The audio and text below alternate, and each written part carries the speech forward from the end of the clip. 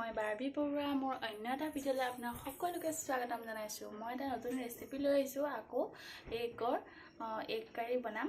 Egg কাৰী মানে পুৰা একদম পুৰা জোল টাইপৰ নহয় আৰু অলপ গ্ৰেভি টাইপত বনাম।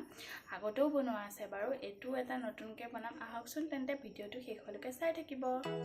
এয়া মই পিঁয়াজ এটা, আদা, নহৰু আৰু ইলাচি এনেকৈ কাটি লৈছোঁ।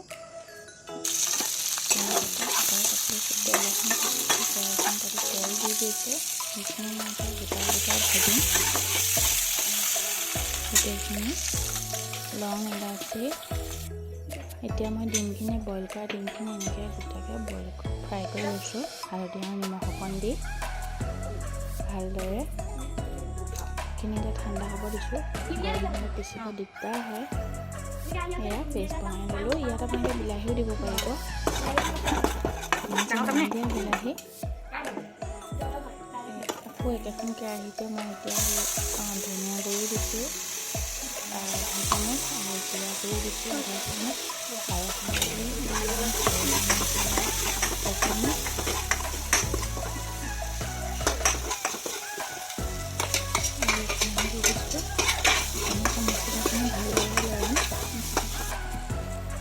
তাৰ পৰা মই পিচি থোৱা পেষ্টখিনি দি দিম।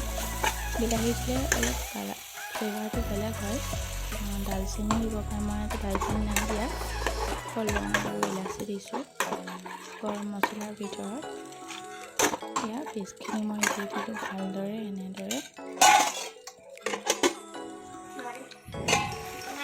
এনেদৰে ভজা দিবলগীয়া হৈছে।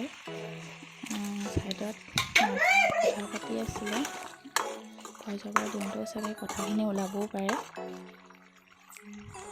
এয়া আলু এটাও সিজাই লৈছোঁ, আলু দি দিছোঁ পিটিকি পেলাই। আলু নিদিয়াকৈও বনাব পাৰে, কিন্তু আলু দিলে ভাল লাগে, অকণমান খাই গ্ৰেভিটো ডাঠ হয়। এতিয়া এইখিনি ভালদৰে ভাজি হৈ গ'ল। ইয়াত নিমখ দিছোঁ সোৱাদ অনুসৰি। এতিয়া মই গৰম পানী দিম।